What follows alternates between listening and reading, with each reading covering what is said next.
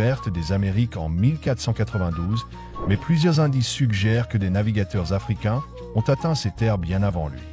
Des témoignages indigènes, des artefacts archéologiques et des traces linguistiques pointent vers une présence africaine en Amérique bien avant l'arrivée des Européens.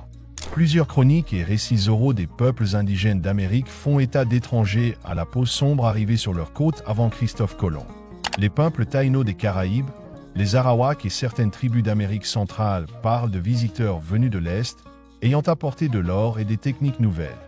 Bartolomé de Las Casas, chroniqueur espagnol du XVIe siècle, rapporte que les indigènes des Antilles racontaient comment des hommes noirs, arrivés bien avant les Européens, leur avaient appris à fondre et travailler l'or.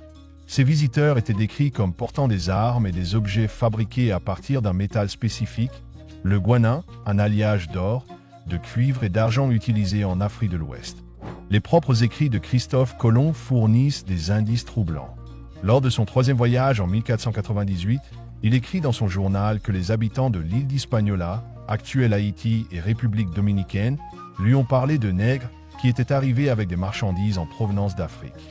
De plus, certaines armes trouvées chez les indigènes étaient faites de guanin, un métal dont la composition chimique est identique à celui utilisé par les forgerons maliens. En 1502, lors de son quatrième voyage, Colomb lui-même rapporte avoir vu